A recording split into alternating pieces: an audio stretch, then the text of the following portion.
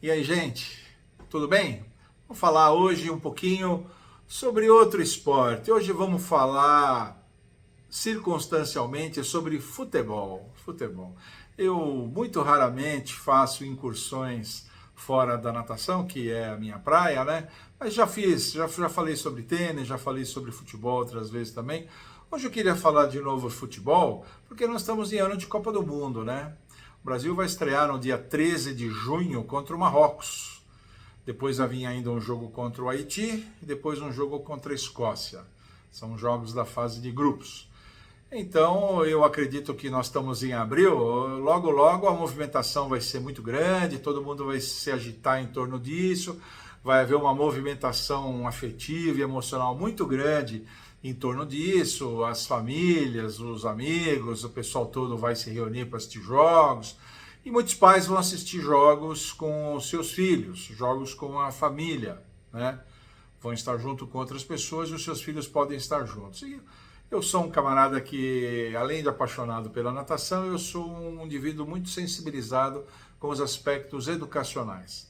E eu noto que nesses momentos o pai, a mãe, não devem abrir mão da sua posição de educadores e devem prestar atenção em como eles torcem, porque a sua postura durante os jogos vai ajudar na educação dos filhos, porque como eu falei, há um envolvimento emocional muito grande, e os filhos sempre bebem tudo que os pais fazem, né? Os pais têm uma ascendência emocional sobre os filhos muito grande. Então eu acho que pais que desejam ser educadores, mesmo nesses momentos de Copa do Mundo, não devem abrir mão disso. E tem alguns pontos, não é questão de ficar aí ditando regra para todo mundo, né? Que nem o pessoal fala. O pessoal não usa ditando regra, o pessoal usa um outro termo chulo que eu não vou usar. Mas não é uma questão de ficar ditando regras com relação a isso, mas eu acho que são pontos importantes que a gente tem que pensar para ajudar na formação dos nossos filhos. Então, mesmo numa situação de completo lazer e de torcida pelo time brasileiro, eu vou torcer pelo Brasil também, né? Eu também tenho minhas críticas ao time, mas eu acho que a gente tem que prestar atenção em algumas coisas. Eu gostaria de ressaltar aqui algumas coisas disso. Vamos ver o que vocês acham, se vocês concordam comigo ou não. Eu acho que a primeira coisa que a gente deve prestar atenção é nunca incentivar ou validar a violência no futebol. A violência, para mim, é um câncer do futebol. É um dos cânceres do futebol, pelo menos. Tem mais de um, mas é talvez o principal câncer desse esporte. E a gente nunca deve incentivar nem a violência verbal, bater boca, xingar juiz, essa coisa toda, e muito menos a violência física, que já machucou muita gente, já tirou um atleta, às vezes tira um companheiro dele, atleta de outro time, mas é um colega de trabalho, durante meses assim. A gente nunca deve validar esse tipo de coisa, por mais que a gente não goste do outro time, por mais que, sei lá, seja um jogo contra um time que a gente não gosta e que o outro time esteja sendo violento também, mas a gente não deve concordar com esse tipo de coisa. Nós devemos ser firmes nos nossos valores e repudiar a violência de todas as formas.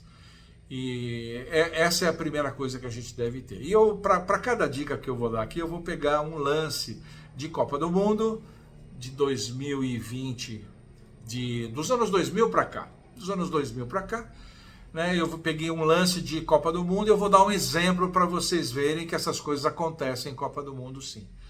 Então, professor, mas o jogo violento em Copa do Mundo? Não, lá são só seleções, craques. Isso não acontece em Copa do Mundo. Olha, eu vou ler o texto que eu consegui aqui. A chamada Batalha de Nuremberg foi uma partida de futebol ocorrida em 25 de junho de 2006, válida pelas oitavas de final da Copa do Mundo da Alemanha, entre Portugal e Países Baixos, a antiga Holanda, né? Agora chamam Países Baixos.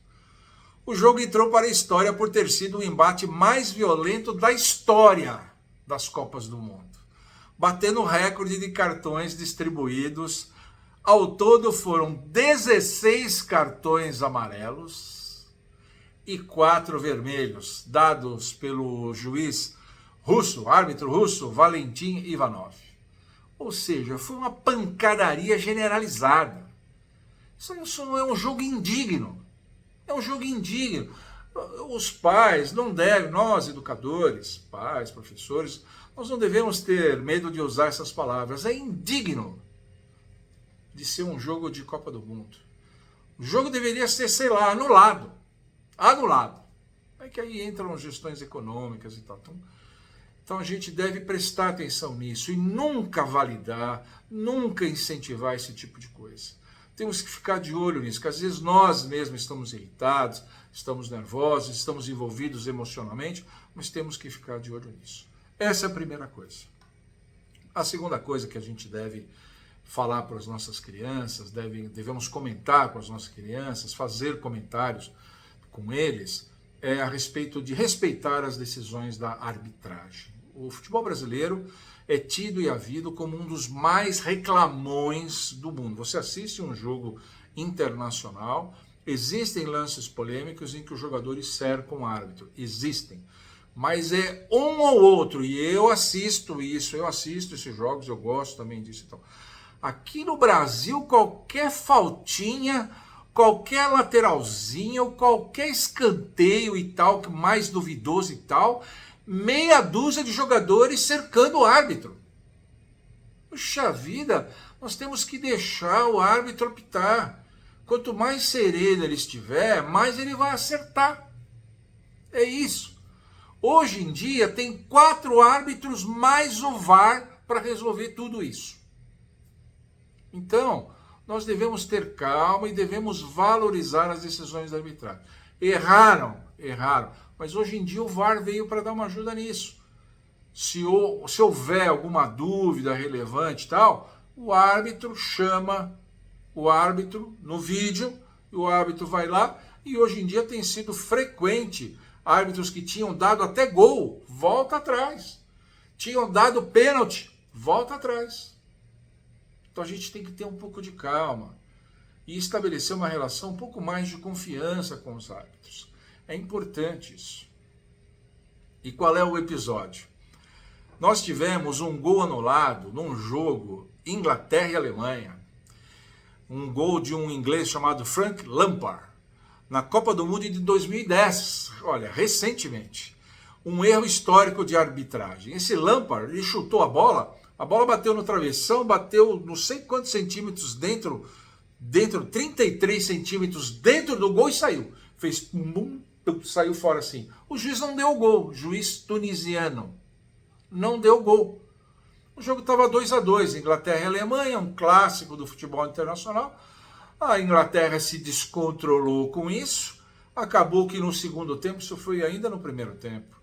No segundo tempo, a Inglaterra foi se descontrolando, porque tinha tido um gol, era para estar na frente, e aí a Alemanha acabou fazendo 4-2. A Alemanha aproveitou-se do nervosismo extremo, o tempo foi passando, e a Inglaterra não conseguiu superar esse tipo de coisa, e acabou acontecendo isso. Mas isso hoje já não acontece mais. Em nível de Copa do Mundo hoje, nós já temos 4 árbitros mais o VAR. Então a gente deve incentivar as nossas crianças que façam esse tipo de coisa, que prestigiem mais o árbitro. O que o árbitro decidiu está decidido. Como a gente vê acontecer na Liga Inglesa, na Liga Alemã, a gente assiste jogos, como eu disse, há reclamações, mas são pouquíssimas. Ok. Terceira coisa, que é difícil também, não é fácil. Desprezar e condenar comportamentos fraudulentos diante do árbitro. O jogador fingido, o ator, né? Eu pus aqui, o futebol deve reunir atletas e não atores, né? Então que a gente deve valorizar quando o indivíduo joga com fair play, com honestidade. Olha, aconteceu isso e pronto. E a gente vê isso. Aqui na internet existem coletâneas de lances onde o árbitro erradamente marca uma coisa, o próprio jogador protagonista da jogada fala, não foi nada. Não foi nada. Não, a bola não bateu na minha mão. Não foi pênalti. A bola não bateu na minha mão. O próprio jogador faz isso. Existem. Se você procurar aqui, existe. Então, a gente não deve deixar que as nossas crianças valorizem essa interpretação, né? Eu acho que a gente não deve fazer isso. E aí eu peguei aqui dois exemplos. Um é da Copa de 86, quartas de final da Copa do Mundo, 22 de junho de 1986, aquele gol de mão do Maradona. O Maradona é um cracaço internacional, né? Muitas vezes comparado ao Pelé aí, aquela discussão, quem foi melhor, o outro e tal. Ele fez um gol de mão. E tem até hoje jornalista que tem a cara de pau de achar que aquilo foi uma esperteza, foi uma coisa bacana, porque mostrou aquela coisa da esperteza do jogador, e o árbitro não deu, vida que segue. Não é assim, não. Não é assim. Aos 6 minutos do segundo tempo, Maradona subiu para disputar a bola no alto com o goleiro inglês, né? O tal de Peter Shilton. O Maradona era baixinho, o Peter Shilton foi com a mão, foi dar para dar um soco duplo com a mão. O Maradona lá, pá, bateu a mão, a bola entrou. E aí o juiz deu um gol. A Argentina ganhou o jogo de 2-1. Tinha acabado de ter a Guerra das Malvinas, aquela tensão toda, aquele clima todo. A Argentina ganhou justamente aquilo. Injustamente aquilo. E depois o jogador vem com aquela papo, la mano de Deus. Pô, meu, para com isso, né? Então, acho que a gente não deve fazer isso. Outro exemplo que eu preciso dizer, fiz questão de colocar aqui, é o do nosso jogador Neymar, né? Eu costumo dizer, né? Existe a Escola de Artes Dramáticas, Escola Neymar de Artes Dramáticas, né? Porque, gente, por que tudo isso? Isso tudo começou, o auge disso foi na Copa do Mundo de 2018 na Rússia. Na Copa do Mundo de 2018, ao invés de investir em jogadas mais arrojadas e perigosas, o jogador Neymar tentou simular diversas vezes faltas inexistentes, travando jogos e angariando a desconfiança generalizada para tudo que ele fazia e falava, né? Os árbitros não davam a menor bola para isso. E trava o jogo. Ele caía no chão rolando como se tivesse levado uma pancada para fratura e não tinha acontecido nada. E eu me lembro que ele virou piada internacional. Eu me lembro de ver memes em várias línguas, memes de vários países pela internet. O pessoal dava risada, e eu lamentava que um jogador do porte do Neymar, um craque como o Neymar, e vestindo a camiseta do Brasil, fizesse essa palhaçada, fizesse esse papel de palhaço. É ruim, né? É ruim, eu acho. Então, eu acho que nós devemos ser severos com relação a isso. Severos. No nosso julgamento diante dos nossos filhos. Para que eles comecem a incorporar esse tipo de coisa também e formem uma geração mais esclarecida.